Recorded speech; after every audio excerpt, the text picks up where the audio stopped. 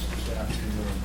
This is a signature event, it really is, and we have standing room only crowd on a football afternoon. It certainly is a testament to our speaker today.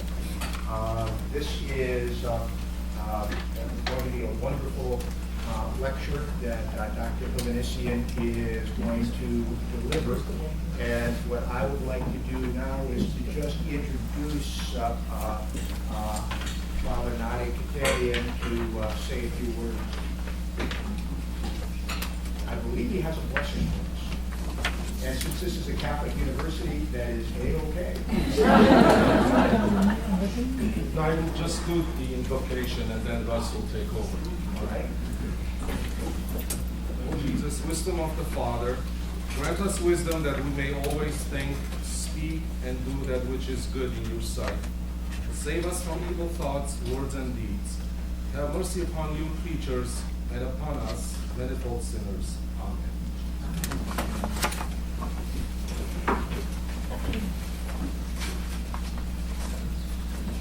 Good afternoon. I'm pleasantly surprised. You know, as everyone here who's been involved in the church for many years, and I look around, and it's basically everyone in the room who's been involved. It's always a curious event when you run an event in the church who's going to come. And this is striking. So, and I don't think it's a testament to our organizational ability. I think it's a testament to Richard's reputation.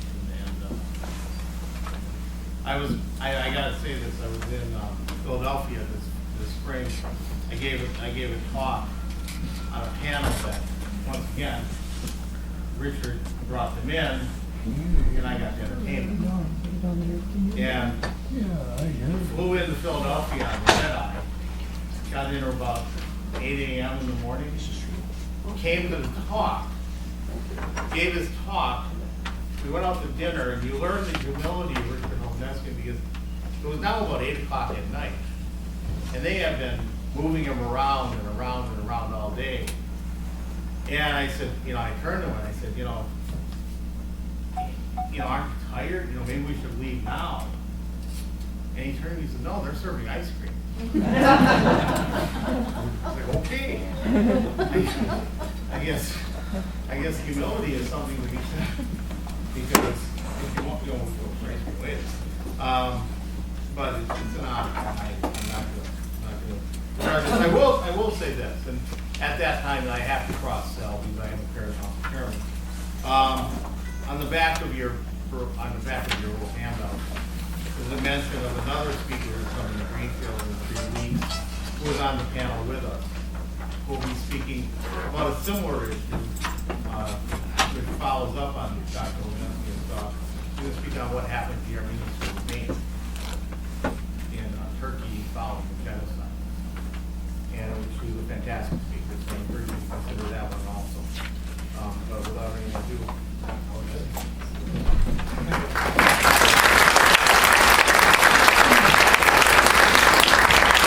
Thank you very much, and indeed. I've thought about Wisconsin a lot in the last 2 or 3 years, and especially Racine, because I've traveled after many years of not wanting to go to Turkey, not wanting to see what I knew I had to see if I did return, not wanting to see the ruins of my parents' villages and walls of churches and big holes where the altars were where people have dug to find the gold. I did in the last several years break down and go, and it was enlightening. And particularly, I thought of Wisconsin when I went to Gesaria, and particularly to the village of Tomarza, where so many of the people from Racine, you may be here, I don't know, were originated from, and where I've been around the world and spoken about Tomarza, and the people who came to Racine and worked in the, what was it, not the tractor work, was it McCormick? Right, and the works there. And now they even created compatriotic societies to send money back, even though they were very poor, to send money back to their home village for their school, for helping those who are less able than they were. So I'm glad to be back in Wisconsin after several years. It's the 100th anniversary of the Armenian genocide. We all sort of look forward to it with mixed feelings and concern. Some people believe that after 100 years, if an issue is not resolved, then it's no longer an issue. Sort of a statute of limitation concept. I don't know where that came from, but nonetheless, it was there. We saw a lot this year, more than I expected. More than I expected. Good press, good programs, good community unity, excellent conferences. One I attended in France, sponsored by the French government at the Sorbonne, paid for by the French government. We know that the Pope opened the door with his declaration for a number of other states to acknowledge what everybody knew was true, and how much effort that we have to give to acknowledgement is perhaps a part of the continuing crime because of the denial. It's interesting, I was born in California, in the San Joaquin Valley, child of survivors, and I think all of us who were children of survivors didn't think that there was anything special about them or about us. It was just taken for granted.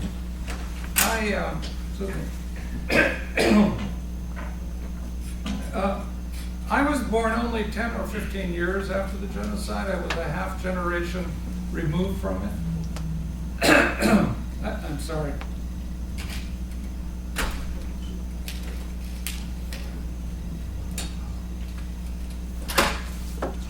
And yet at that time, 1915 was far more removed than it is today. And it's interesting how time sort of plays tricks on us of things that are so close, seem so far, and then when we become distant from them, they become closer. And so at the end of my life, I'm living 1915 and closer to 1915 than I was when I was a youngster in the San Joaquin Valley of California. The Jews, so we frequently compare the Armenian genocide with the Jewish Holocaust.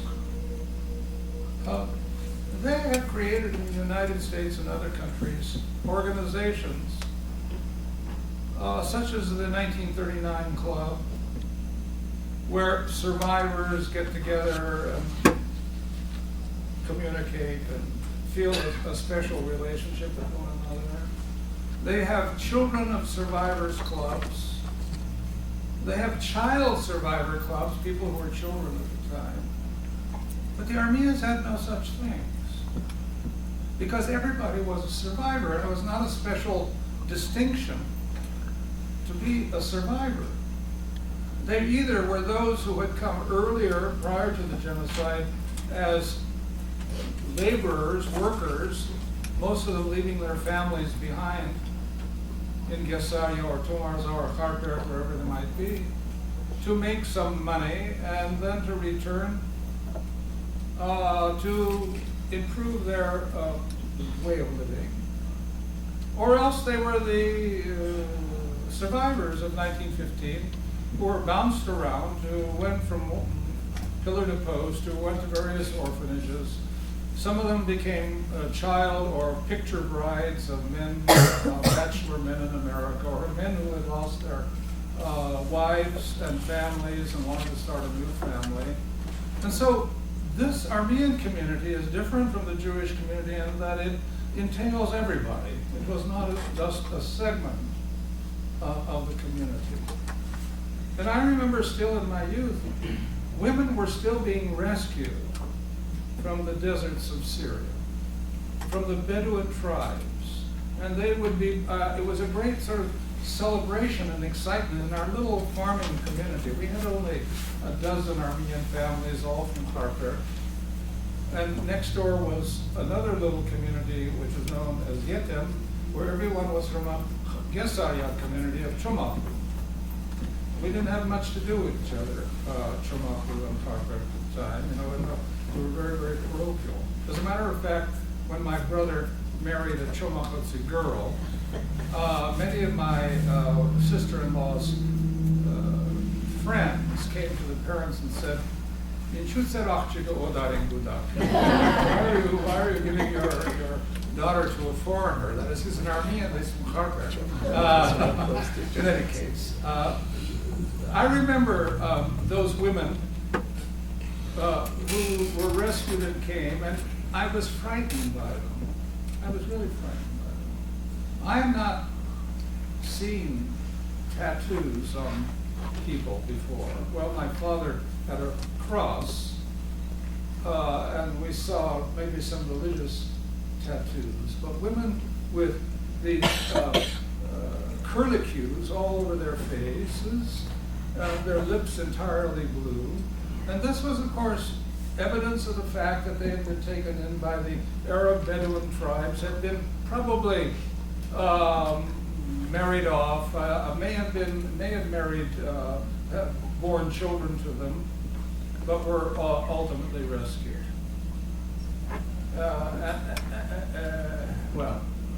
That's whom I remember a lot. And with all of this that I saw, my generation didn't reject the genocide. I mean, we didn't, we sometimes say we didn't listen. Well, we did listen, and it was a part of our upbringing, but it was not our personal experience. And I guess I was immature, and many people like me who distanced their parents' suffering from their own existence because we wanted to become accepted in an Anglo, largely Protestant society, where if you were really an American, you were white and you were Protestant. And I, along with others, went through the effort to achieve that. My grandson, Gadian, and I want to promote him here, has written this book, Family of Shadows, which is a great book of 3 generations, which could be any of us. It happens to be Hovannisian, but it could be anyone. Well, the first generation of Kaspar, my father, who went through the genocide, and then of Richard, who had real serious identity problems, and I think many of us at my age had identity problems because we knew we were Armenian, we knew our parents had done things. On the other hand, we sort of admired those kids who went out for football, who were able to do all the other things that in sororities and fraternities that we somehow didn't do. And so there was this kind of distancing, not necessarily alienation. And then the third children, which many of you are the third generation, had no difficulty. And the third one is my son's generation, who then returned. We gradually, I think, overcame that complex, gradually became more and more comfortable with our identities, probably because we became achievers. And as achievers, we felt increasingly that we could move in both directions. It was only after our parents' generation virtually was gone from Douglas Street in Racine and other places, when your famous Racine Drum and Bugle Corps virtually had disbanded, had lived its life. It was only then that we sort of felt that we looked to our left, we looked to our right, and the generation that we grew up with and we thought was always going to be there was no longer there. And all the questions that we had and now have remain unanswered. It was not until the last year of his life that my father began to speak to me, because that generation was all too much busy putting their lives back together, creating new families, trying to stand up economically, and also they had a sense probably that no one wanted to hear, and also a sense that why should they want to hear this that I went through. I stand here only because in 1915 from the village of Bazmashem in Hungary, when the entire village of Little Kaspar, my father, was deported after his father had been taken into the army, the Turkish army, the Ottoman army, like thousands of other young Armenians in the Ottoman Empire, never to be seen and heard of again, because he had been taken away, and from all evidence, they had put them into labor battalions, not real military battalions, where they had become the ditch diggers and road builders and worked to death, and if they didn't die, they were then killed. And so the Armenians were left without adult male population around them. And then in 1915, as you well know, in April, May, June, July, depending where you were, the orders for deportation. And I want you to imagine living somewhere generation after generation after generation with no automobiles, no radio, no communication means. You lived in your village, you died in your village, you didn't move more than 5 or 10 miles, if all, from your village. You were protected, the women and children were protected within the village, the men did the work on the outside, interacted with the outside, and suddenly you're being told that you have to leave this place. Your familiar space, destruction of your familiar space by moving. And where you're moving, you don't know. You're being told you have to move and move quickly and be prepared. And of course, deception is a part of genocide because the victims are not told what their fate will be, but excuses are made that it's wartime and they must move, that they will come back. Not to worry that their animals and their goods will be inventoried and protected, and when they come back, they can have them again.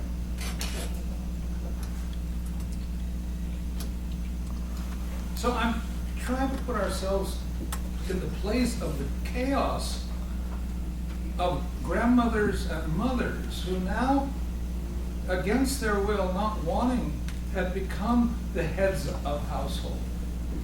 Their men were gone, and they became the decision makers. And on the road to exile, those decisions were what are called choiceless choices. When you're being marched with 2 children, a babe in arms and a 2-year-old, and you march for 3 days and you're weak, and then you come to the Euphrates River, the fast-flowing Euphrates River. And you're forced to cross it, to ford it. But I can't take 2 children. I will be swept away with my children. So the choiceless choice is, which one do I take and which one shall I leave behind? And that generation of women that I've interviewed in their 70s and 80s, 60 years after the event, go crazy, wondering what happened to the child that they put under the tree on the rock or gave to a passing Kurd or Turk, begging them to take this child. That's a part of genocide. In my father, and I didn't mean to become this long-winded, but I'm unscripted. So I stand here only by fortune. The entire village of Bazmashem, 500 homes, probably 2,000 people who were left of the 2,000, the women and children. are marched southward like everyone else ultimately toward Urfa and then many of them to Bielsa. My father had a 2-year-old brother, Gabriel. He had a pregnant mother, and his father, Hovannisian, had been taken away. And so as Kaspar is walking with his villagers,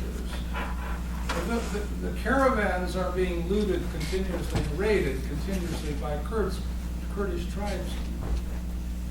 And they see, as they come down to steal whatever they can find, including pretty young girls, and heads of household mothers intentionally cut their daughter's hair, smeared mud on their face to make them as ugly and unattractive as possible, so that they would not be taken away.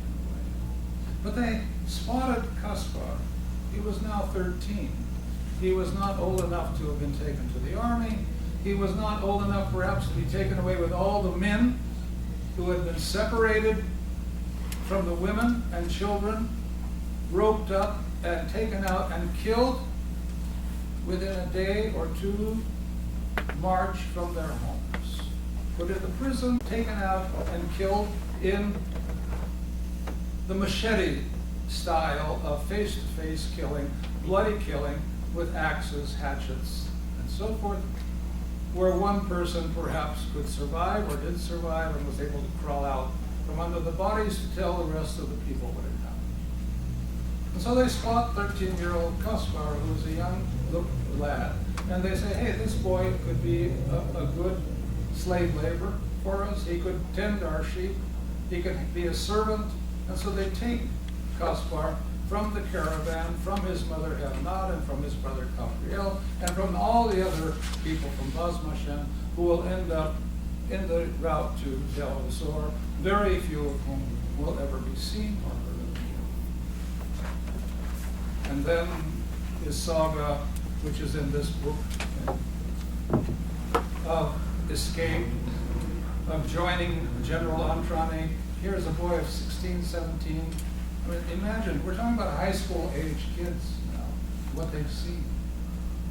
And running away and joining an Armenian volunteer army of General Antrani, being caught up then in retreat to Russia, being caught up in the Russian Civil War between the Bolsheviks and the Whites, ultimately ending up in Constantinople and finding his way somehow to Boston, Massachusetts, and to the textile and shoe factories of New England until he comes to California, and there starts the saga of a new life.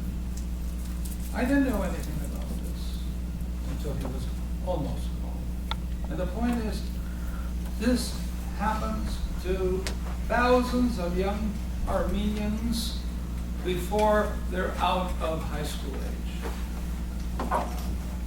Well, the question I suppose that I pose is, what do we learn from all of this after 100 years? I must say first, though, those of you who grew up with that generation, and some of you did, I think you have to share with me this utter admiration and amazement that after having seen such tragedy, calamity, cruelty, that they could ever sing again, that they could ever dance again, that they could ever joke again. And yet, here I am, a youngster with these same people who learn to sing and to dance, to have joyous times and to cry at the same time, to take the candle on the name day of a saint, of an Armenian saint, Don, with the candle and go to the home on the farm, one farm to another, and there to have a great party. I mean, this is what we talk survivors. Truly survivors, that however terrible it was, most of them, some of them not, some of them were neurotic, totally neurotic, and never could recover themselves, but most of them did, and recreated an existence, a new space in which we fit. We did fit. Well, if I say that in my first years, I was not so involved or engaged with genocide or the pain of my parents, that was probably well understood by the Turkish government of Mustafa Kemal, who was then who had taken over the Republic of Turkey. Because in those years of my youth, the Turkish strategy was not what it is today, of hiring public relations firms, of spending millions of dollars on denial literature, or trying to buy people off or bring them up into Turkey to impress them. No. The strategy of Mustafa Kemal was one of preventing discussion of what had happened to the Armenian people, with the belief, and I think it was probably pretty well calculated, that if they could keep a lid on this subject for another 20 or 30 years, all those people who had been eyewitnesses, both Armenian and non-Armenian, all those who had been eyewitnesses to what had occurred, will be passed from the scene. And then it would be the children of the survivors or the children of the bystanders. And they had not seen it themselves, they had only heard stories. And also, the strategy was, if we can keep it silent, we will be home free. Home free with all the possessions, collective possessions of today's billions of dollars of goods and properties and wealth of various kinds. At the same time, we'll have cleansed the land of the Armenians to have made it a safe and secure, homogeneous Turkish homeland. So the strategy was, let's not talk about it. And every time someone did try to talk about it, they shut the window tight. And the very best example, and I'm sure many of you know about this, was in the 1930s when there was the effort to film the saga, the novel, the historical novel, The 40 Days of Musa by Franz Werfel. Franz Werfel was an Austrian-Czech Jew who also flirted with Catholicism. But he wrote, aside from the Song of Bernadette, The 40 Days of Musa. Musa is a mountain. It's near the Mediterranean Sea. On that mountain are 6 Armenian villages. Living on Moses' mountain. And in 1915, when the orders for deportation came, some of them complied and went to exile, but most of them refused to follow the fate of most other Armenians who went to their death helplessly and without much resistance. And so they went to the mountaintop, and as you know the story, they resisted there for more than 40 days, even though Werfel uses the biblical number of 40.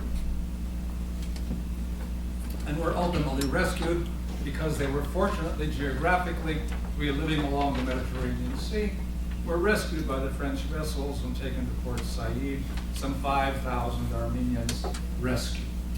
It was a major story and a great saga. And Franz Werfel turned it into a spectacular story. Historical novels sometimes tell us much more than pure histories. So when MGM bought the rights to that film and produced the script for the film, and the Turkish government learned that this was going to happen, it immediately began the pressure to close the window. And the pressure was imposed on through the Department of State, working on the motion picture distributors and producers and distributors of America, And after a long saga, one of the books that I've written or published now has a long chapter on that.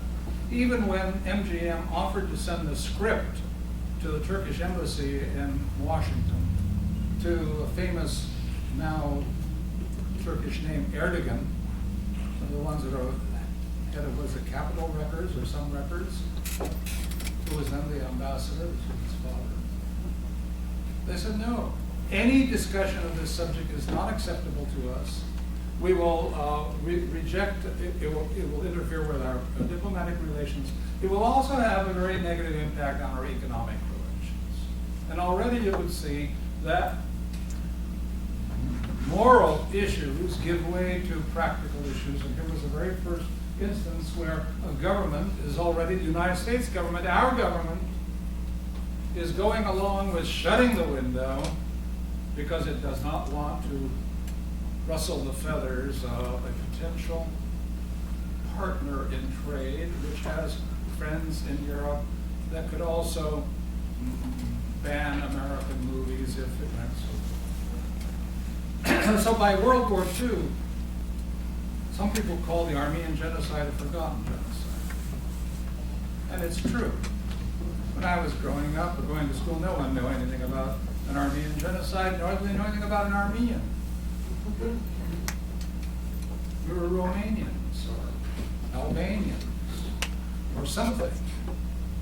Or where's that? And who is that? And like me, like you have done the same thing, to look into the indexes of all these books for the name Armenia, and to frequently be disappointed not to find it, or to find it once or twice in passing with no substance. Things changed. Unexpectedly, the Turkish strategy was upended, beginning in the 1960s already.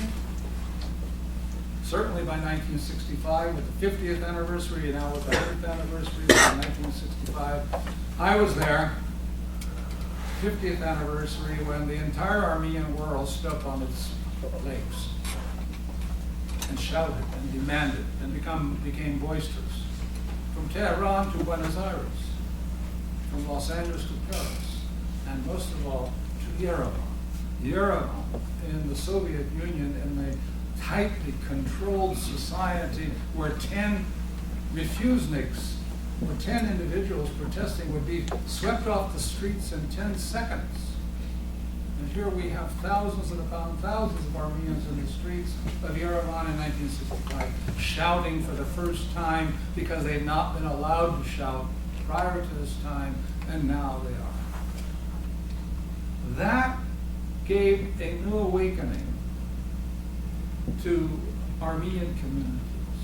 I was at that time the president of the Monument Council in California that established the first public monument dedicated to the Armenian genocide victims in Montebello, California, against the great pressure that was imposed by the Turkish state and its advocacy groups in the United States. But I think most of all, the 1960s was a watershed. Not so much because what the Armenians did, but rather what the Jews did. In the 1960s, the Israeli Secret Service surreptitiously tracked down Adolf Eichmann, a Nazi war criminal in Argentina. They kidnapped him, they drugged him, they put him in some kind of container, I don't know how they did it, and they brought him all the way to Israel, where they put him on a show trial about, and here we are, 1960s, the Holocaust is 1940s, we're talking about 20 years after the fact. This now opened the whole door of interest in the Holocaust, which up until that time, there was writing about it. But many Jews were uncomfortable being survivors, unlike Armenians. I don't really think that many Armenian survivors felt terribly guilty that, I survived. I think they were thankful they survived. They made feel sad and say, why did so-and-so die and I survived? But there was a real issue in America among Jewish communities, especially among the non-victim Jewish community, which wondered why these people had survived. They must have done something wrong to have survived. There was much of this atmosphere in American Jewish society at the time. The Eichmann trial changed that entirely and brought scholarship of the Holocaust into a mainstream, acceptable discipline. It had not been. And became a discipline since the 1960s, which has continued to proliferate to this day to make one enormously envious of what has been achieved, in that the Jews, Jewish victims, and Jewish scholars, and Jewish public agencies, and Jewish financial means have done what has not been done in the Armenian case or any other case of Armenian genocide, of genocide in the 20th century. And that is to make it a part of human history. The Holocaust is not just Jewish history. It is part of human history, and you cannot read any work on world history or World War II without significant attention to the Holocaust, unlike the Armenian genocide, where it may not even be mentioned, or if mentioned only in passing, and then in some frankness. So the challenge, of course, that lesson we take from that, is that if you want, and if we want, and if we believe the Armenian genocide is significant enough that it should be remembered by more than Armenians, for good reasons, because it was a prototype of mass killing of the 20th century. Then one has to find the scholars, the resources, the financial, the intellectual, the political, to bring the Armenian genocide out of the borders of this room into the universal history. If you ask me, in 1960s or 50s, or if you ask our parents, why was there an Armenian genocide? Why was there an Armenian genocide? They didn't have an answer. The only answer we had were stereotyping. Well, the Turks are bad, the Turks are evil, they're bloodthirsty, they're lazy, they don't want to do anything, they're jealous, they wanted what we had, we work, they wanted to have what we have. They're sort of innate evil. That was our answer. We didn't try to analyze, and we couldn't probably at that time try to analyze and understand the phenomenon of mass killing, because it hadn't happened in that way ever before. And that way, the Armenian genocide is a first. It is the prototype. It sets the pattern of modern mass killing. Not the last, but perhaps the first. And why? Well, genocide scholars or Holocaust scholars opened the way by looking historically at genocide and sort of putting them into different typologies. There were those based on colonialism. They went out and took to North America and South America and destroyed the native populations in order to take what the native populations had, or into India, in the British in India, and then sort of genocidal things that take place. So or genocide as terror, as Genghis Khan wanted to terrorize all the populations so they wouldn't resist him. So different typologies. But the last one, and where the Armenians come in, and where the Jews come in, is one that is based on two probably factors. One is ideology. Ideology, what does that mean, ideology? Ideology is a belief system. It's like a religion. That's an ideology, a religion. And the religion that was embraced in the 19th century and late 19th century, and increasingly in Turkey by the leaders of Turkey, becomes known as ultranationalism or xenophobia. Xenophobia is the fear of the others. Others with whom we have lived for centuries, but now suddenly they are the others because they are potential threat and danger. The Armenians are different by culture, by race, by religion, by language, not a good argument, and by other factors. And now, even though we are part of the same homeland for several hundred years, now with this ideology of developing the concept of Turkism to save our empire, our declining Ottoman Empire, we have to change our ways. We have to change our approaches, and our approach now has to be based on Turks and Turkism, and everyone needs to fall into line. And even if you've been living there with me for several hundred years and you can't fall into line and accept what is the new identity of a Turk, a Muslim, Turkish language, Turkish culture, if you're not going to follow that, you are the other. And I'm afraid of you because I'm afraid of the people you're associated with who are the European powers which have been taking more and more land from.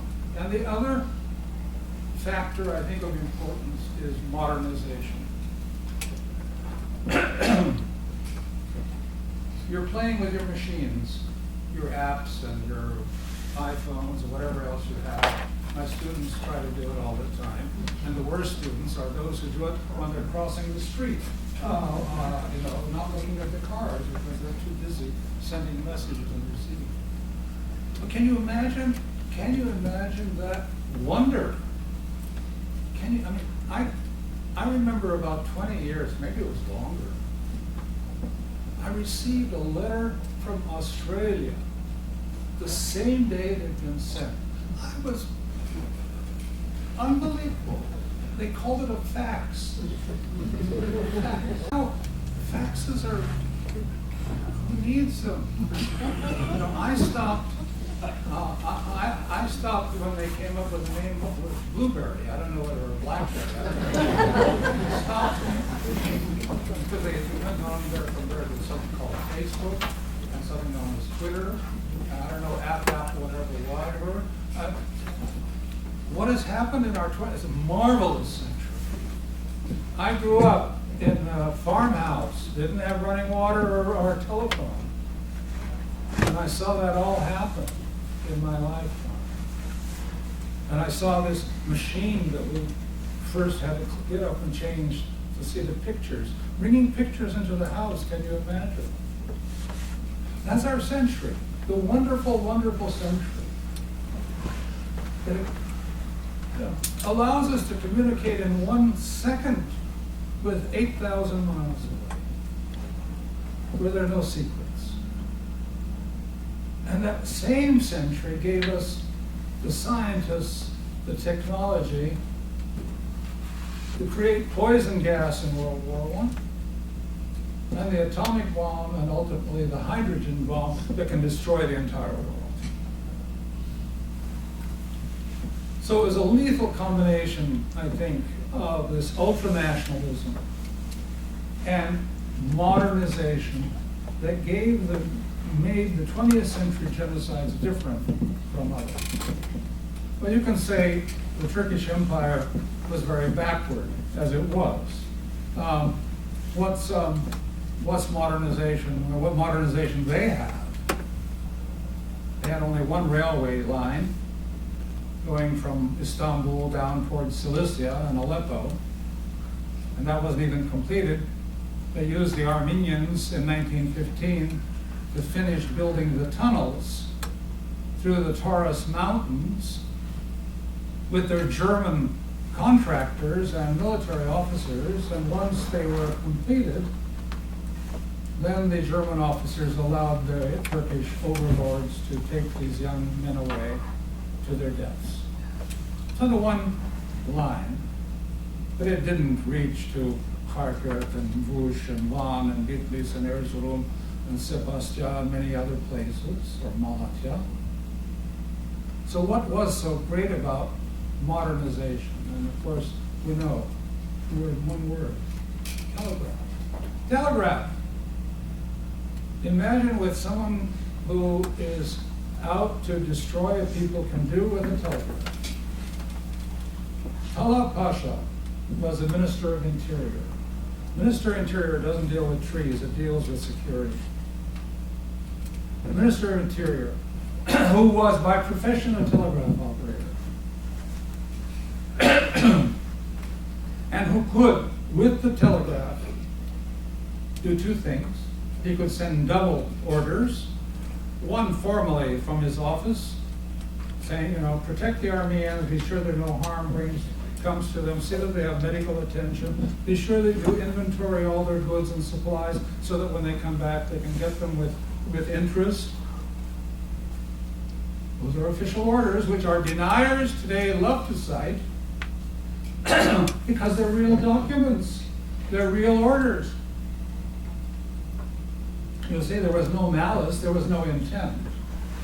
And then the secret telegrams that go from home to the same people, negating and rejecting and reversing those orders, and even more so, keeping tabs. When the Minister of Interior writes you, the governor of so-and-so province, tell me what is the complexion of your city population today. He knows how many Armenians were there before. And he doesn't even have to ask you how many Armenians are still there. Tell me what the population is now. And if you're a governor, you start shaking if you have too many left. Because your job and neck is on the line if you have not complied with the orders. In World War II, we know that technology was far more advanced and that the killing was much cleaner in Europe than it was in the Armenian case, where most of the killing was face-to-face and bloody. Well, I want to just, looking at Armenian genocide as a prototype, mention perhaps just a few other issues. In countries where their genocide is likely to occur, it's probable that the political party, the dominant political party, and the state government apparatus are the same. Nazi party and German government, how do you separate? Stalin's Communist Party and the Soviet government organization, how do you separate? Crossover everywhere, crossover everywhere. And this is true with the Young Turks as well. The Young Turks who seized power in 1908 on a very liberal platform to bring equality to everyone, but in fact, their revolution in 1908 went sour, and by 1914, in 6 years, they had become genociders. Traditional society, I think that's important. When traditional society feels threatened, it can become violent. And I need only look at our own American experience in the civil rights movement. In the 1950s, 60s, when the former slaves and children and grandchildren of slaves in the United States began to clamor for equal rights, for civil rights, the right to vote, the right to sit anywhere they wanted on a train or a bus, a right to sit anywhere they wanted to in a restaurant. This was, for traditional society, equivalent to a revolution. it was equivalent to insubordination. It was equivalent to those who wanted to destroy the good way of life. And so too in the Ottoman Empire, when the Armenians and other Christians begin to be influenced by European ideologies of thoughts of the French Revolution, of liberty and equality, liberty, freedom to rule myself, not independence, but liberty and justice. Those thoughts are incendiary, are revolutionary, and enormously dangerous for a traditional society. And if the United States government and Army and National Guard had not actually intervened with an administration that felt pushed enough to want to intervene, our history would have been far more gory and far bloodier than it was. In the Ottoman Empire, where we have the same kind of situation, the ruling elite may be forced to give you change but doesn't want that change, is not sincere.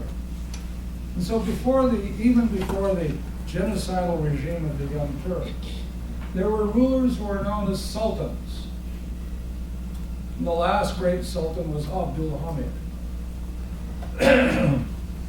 When he is pressured, both by his Armenian subjects and by foreign European powers to bring about change that will guarantee the life and security of the Christian population, whose girls are being kidnapped continuously, whose lands are being usurped illegally or being taken away from them illegally. And there are many other issues. When the Sultan signs the document of reform, his real response is to wink his eye at his people in the provinces, to teach these people a lesson. We're going too far. And that begins in 1894 and continues in 1895 and 1896, when in those 2 years, some 100,000 minimally, and some would say as many as 300,000 Armenians are massacred. And total economic dislocation, ruining of businesses, and so forth. Well, 200,000 Armenians in the Turkish Empire represented perhaps 10% of their population. Shall we call it genocide? Well, according to the United Nations Convention on Genocide 1948,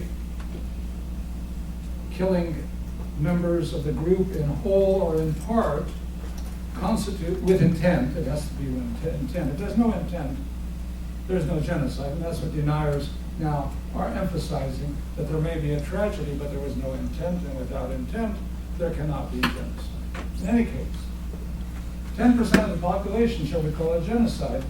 If you want to follow the UN Convention, you might say yes. I'm conservative, and I say no. Because qualitatively and quantitatively, it was quite different from 1915. Abdul Hamid may have wanted to kill all the Armenians, but he couldn't and didn't. Instead, he wanted to teach them a lesson to keep the ship of state that was sinking, because the Ottoman Empire was becoming weaker and weaker continuously, wanted to keep it afloat. But that's not what the Young Turks did. The Young Turks used genocide not to keep the Ottoman Empire afloat, but to change it entirely, to change its complexion entirely, to create something new. A new nation state, if you will, based on a new definition of who is a citizen. Vulnerability has been demonstrated here, just as in the Holocaust. Probably not many of you were around in 1938. I was. Here, November 8th, when in Germany, German Nazi mobs attacked the synagogues and burned the Holy Scriptures and created great havoc. What did the world do in 1894-96 at the Armenian massacres of Al-Jawamit? What did the world do in the Kristallnacht of November 1938? Well, the world condemned. It was terrible. And they showed pictures. And they made caricatures of all the evil Nazis and Turkish Sultan with dagger and bloody hands. But they did nothing. They did nothing to intervene. They did nothing to punish. And that should be a very good lesson for a genocidal regime to look and say, hey, at a time when they could, they didn't. Now, especially in the Armenian case and in the Jewish case, when there is a world war in progress, and we decide to solve the Armenian question as we perceive it, and we decide to solve the Jewish question as we perceive it, what better moment of opportunity than under the cover of a world war, when even if there are people who want, or governments who want to intervene, they cannot or will not divert necessary resources to do so. And so it was a moment of opportunity. Had there not been World War I, would there have been an Armenian genocide? Maybe not. It was that moment that allowed the most radical wing of this revolutionary party, known as the Young Turks, made up of Talat, made up of Enver, the Minister of War, and a number of others, that allowed them to decide on the most extreme solution. And that was to get rid of the Armenians one way or another. The men, by taking them to the army and working them to death. The other men and peasants and farmers and craftsmen, by separating them from their families and killing them outright, and then taking all the rest and moving them in inhumane conditions in a long process of death to the deserts.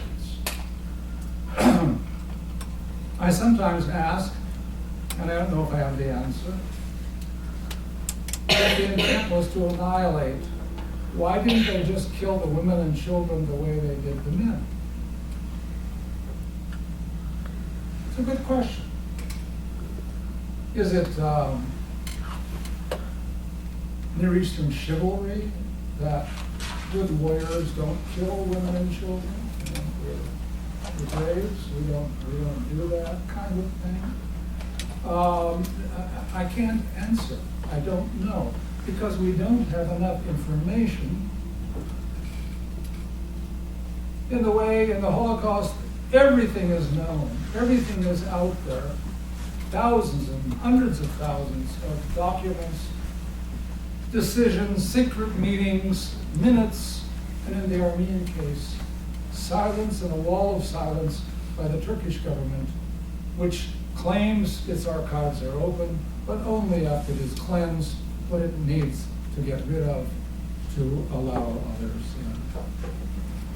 Well, there are many others, including the use of regular and paramilitary forces, as you well know. If you're knowing about Jewish and Holocaust, they use these Einsatzgruppen, the special groups, to go out and to kill Jews in Russia, killing squads. And in the Armenian case, the Teşkilat-i Mahsuset, the special organization, it translates the same in German and to Turkish. Special organization. Einsatzgruppen. Teşkilat-i-Mahsusa. And what were they special for? Special for organizing the killer squads. Special for going out and getting the Kurdish tribesmen and offering them all the loot and women and goods. All they had to do was to kill.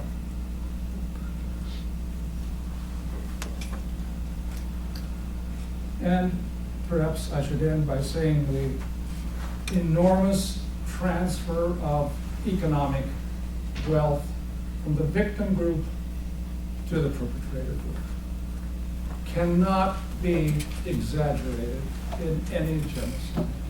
All that belongs to the one group moves to the other group. And it's a major incentive to engage in genocide. As are the positive and negative incentives. The positive incentive to profiteering.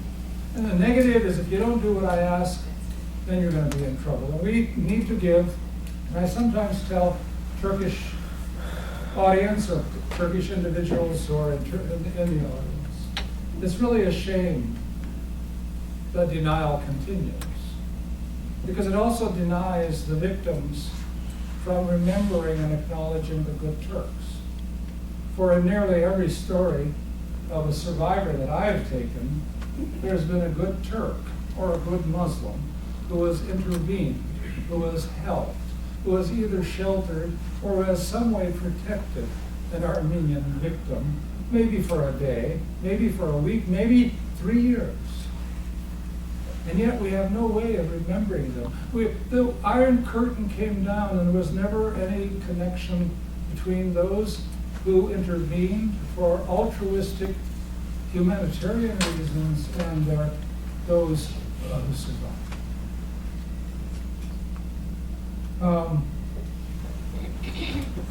It's a not very happy subject because we know that genocide has occurred again and again. The Armenian genocide set the pattern for modern genocides, and I can list 15 points, and you will see that it fits almost all.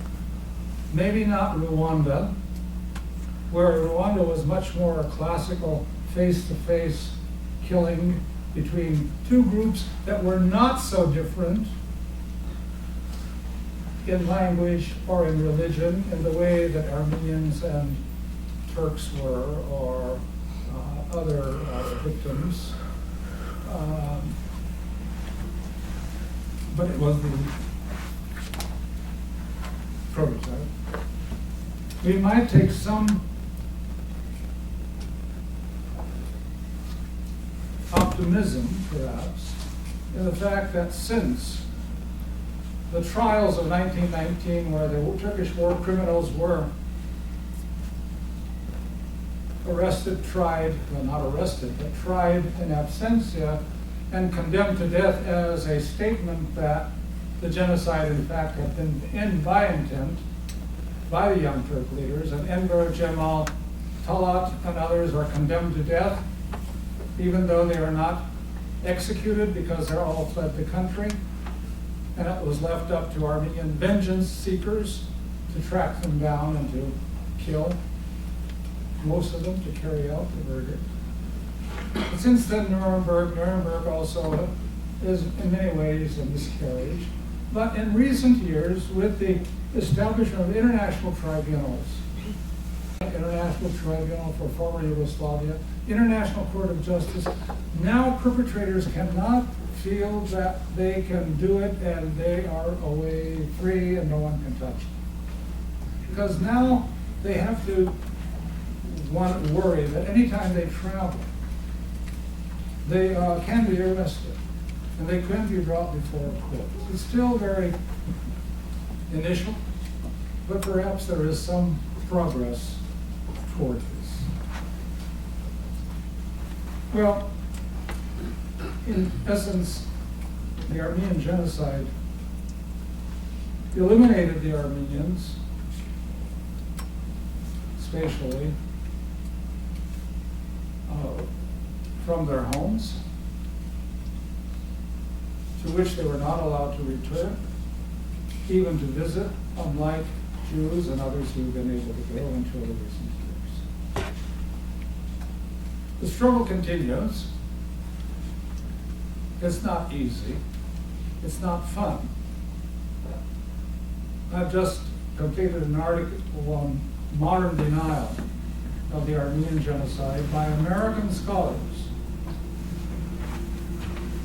who are funded by the Turkish Coalition of America, established first by a single individual, a Turkish-American industrialist from Massachusetts, who established a Turkish Coalition of America with the initial seed money of $30 million, to which he has contributed now millions more, and which spends much of its efforts on lobbying, on inviting Congress people to Turkey and enjoy the country and the hospitality of the Turkish people, who are very fine. And now also have engaged in subventions for publications from various university presses that further their view. It's very concerning,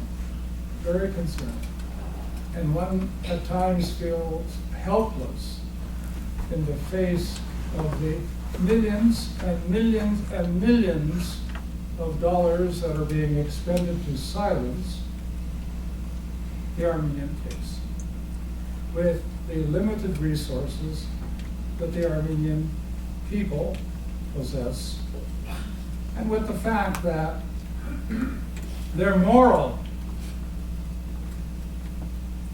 argument and their moral right, which no one really seriously disputes, gives way time and again to practical considerations of economic, military, and political considerations. Let me finish. It may be discouraging, but one doesn't stop. You work, you continue to strive for a cause that may not seem as an immediate solution. But the dream must be continued. I'm reminded of the first book I published on the Armenian genocide was in the 1980s. I was then a member of the Armenian Assembly of America. And I read that in Tel Aviv, for the first time, Holocaust scholars were opening the door for other genocides to be considered at a major international conference that was being organized by Israel Charney and Shalmaine Davidson. When the Turkish government learned from a newspaper that the Armenian genocide would be included, I mean, we organized perhaps 7 papers out of maybe 400 that were going to be given. But the mere fact that 7 were going to discuss the Armenian genocide, and most of them were dealing with literature and other issues, not really condemning, but explaining. The Turkish government immediately intervened with the Israeli government, just as it did with the American government with MGM with the 40 Days of Saddam, and began to apply pressure. The Israeli government withdrew its sponsorship from the conference. Yad Vashem, the Memorial Museum of Jerusalem, withdrew because threats were given. First, the Jewish community representatives from Istanbul came to Tel Aviv to say, you know, this is not good for us. If you have this conference, it'll reflect badly on us. But secondly, the Turkish government played its trump card. And the trump card was, this was 1980, remember. And in next door Iran, Ayatollah Khomeini had seized power. The Iranian Revolution had taken place. And many of the minorities including Armenians and Baha'i and Jews, fled the country or tried to flee the country. One of the exit routes for the Jews was through historic Armenia, Asia Minor, through Van, or through Dikranagir, or through other cities, Adana. And the threat that came down from Ankara was, if you go through with this conference, we will no longer allow the illegal movement of Jews out of Iran into Turkey, making their way to Israel or to the United States.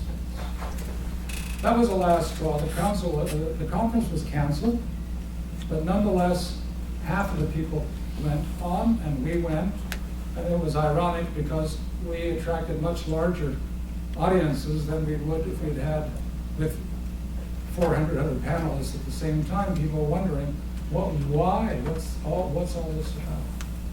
So out of that, I published my first book. I always say I'm not a genocide scholar. My field is the First Republic of Armenia. And I backed into this field only because of denial. Only because I'm told that Kaspar is a liar. And he's making it all up. And that his father was not killed. And his mother and his brother did not go to the jail. He was not seized and taken away by priests. And that brought me into the field. And when I published this first volume, and I should say we made a lot of progress. First volume was descriptive. We had to prove that an Armenian genocide had taken place. So author after author after author, we wrote about Morgenthau, and we reported about what Americans said. We reported about what the New York Times said. I tried to do some analysis of historical analysis of genocide. Descriptive. Now in my fifth book on the genocide, we left that. We've gone way beyond that. We moved into an area where we try to analyze and understand and see how it impacts on literature and art. What are its cultural ramifications? What are its ethical ramifications? Why is it today we're in a Catholic institution? Catholic priests are talking to Jewish rabbis and theologians trying to come to grips with what went on in the Holocaust. Why is it to this day we don't have Muslim theologians who are interacting with the Christian, with the Armenian theologian, trying to understand what went wrong? So that's where we are now, and that kind of thing. One last point, because I'm over my time. We need to continue to support the crack in the wall. And that crack has been opened by a number of conscientious, young, intelligent Turkish intellectuals who are challenging the state narrative, who are opening the door to investigation, who are not afraid now to use the G word, even when the President of the United States is afraid to use the G word. And so there is hope with this young group that they will get larger, that civil society will become stronger.